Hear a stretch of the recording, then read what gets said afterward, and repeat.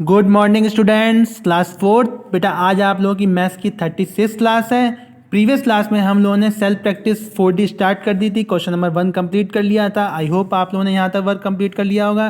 बेटा अगर यहाँ तक कुछ डाउट है तो फिर आप मुझसे डाउट क्लास है, जब भी आप लोग कॉपी चेक कराने हैं तब मुझसे पूछ सकते हैं। ठीक है, चलिए आज की क्लास में हम लोग क्वेश्चन नंबर 2 से स्टार्ट करते हैं।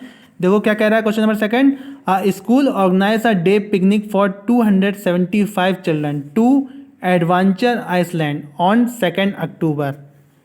Each child paid 310 for a ticket. तो what is the total amount of money collected by school for the picnic? ठीक है, तो एक पिकनिक कर रहे हैं, कितने लोग जा रहे हैं? 275 स्टूडेंट जा रहे हैं। ठीक है, कहाँ जा रहे हैं? एडवेंचर आइसलैंड जा रहे हैं 2 अक्टूबर को। ठीक है, तो हर एक बच्चे ने कितना पेड किया? 310 मतलब दिया, पेड किया है टिकट के लिए। तो बताओ टोटल कितना मनी कलेक्ट किया स्कूल ने। तो आप क्या करोगे? आप इनसे मल्टीप्लाई कर दो तो आपका सीधे सीधे आंसर आ जाएगा। ठीक है, चलिए देखते हैं तो कैसे करोगे। यहाँ पे लिख लेना। ठीक है, क्वेश्चन नंबर 2 का सॉल्यूशन। ठीक है, क्या करोगे? आप जानते हो टोटल नंबर ऑफ स्टूडेंट, पहले तो यहाँ पे लिख लेना अकॉर्डिंग टू द क्वेश्चन। ठीक है, फिर लिखना टोटल नंबर ऑफ स्टूडेंट्स या चिल्ड्रन करके कितना हो जाएगा हमारा? 275 हो जाएगा। ठीक है, इतने चिल्ड्रन हो गए।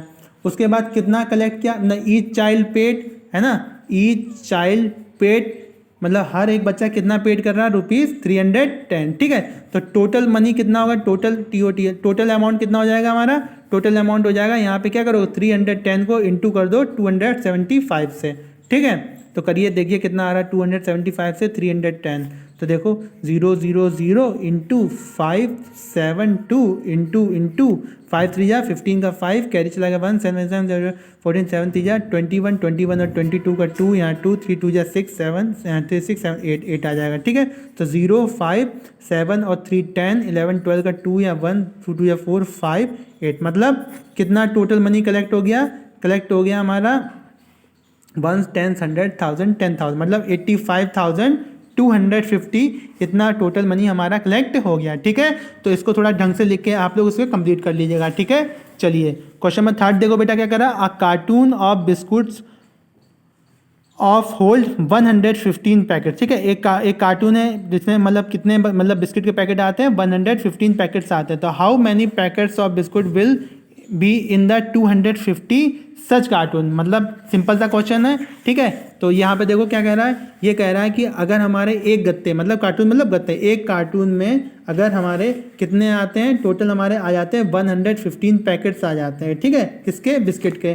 ठीक है, तो बताओ 250 कार्टून में कितना आएगा? तो 250 कार्टून में कितना आएगा? आप क्या करोगे? 250 इंटू 115 कर दो तो टोटल निकल आएंगे कितने नंबर ऑफ हमारे बिस्किट्स आ जाएंगे, है ना। यही तो पूछ रहा है कि how many packets of biscuit are there, है ना।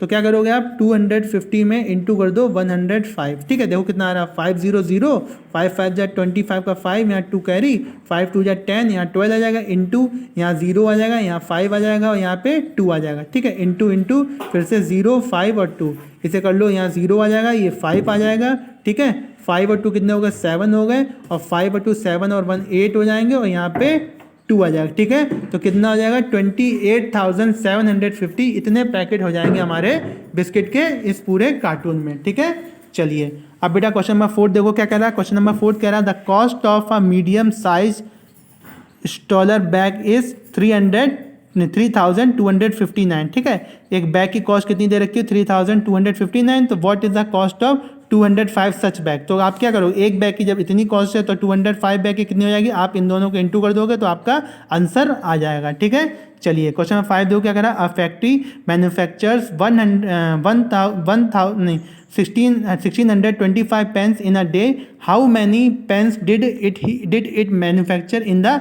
ईयर। तो ईयर में कितना? 2016 में कितना हो जाएगा? ठीक है, तो देखो यहाँ पे कह रहा है कि एक फैक्ट्री है जो कि हमारा 1625 मतलब पर डे इतने पेन्स हम लोग इन ए डे मतलब पर डे इतने पेन्स बनाते हैं। तो बताओ एक ईयर में कितना? तो 1 ईयर में कितना होता है? 365 होता है। तो 365 इंटू अगर आप 1625 करेंगे तो टोटल ईयर में निकल आएगा कि कितने पेन की प्रोडक्शन ये लोग करते हैं। ठीक है, तो आप लोग ये वाला क्वेश्चन कंप्लीट कर लेना। ठीक है, तो यहाँ पे बेटा आपकी सेल्फ प्रैक्टिस 4D खत्म हो गई है। तो सारे क्वेश्चन सिंपल हैं, बस मल्टीप्लाई करना है। पर ये वर्ड प्रॉब्लम है तो थोड़ा सा आप लोग लिख के अकॉर्डिंग टू द क्वेश्चन और जो भी गिवन है उसको लिख के आराम से मल्टीप्लाई करके इसको कंप्लीट कर लेना। ठीक है, अगर कुछ डाउट है तो फिर आप लोग मुझसे आगे पूछिएगा।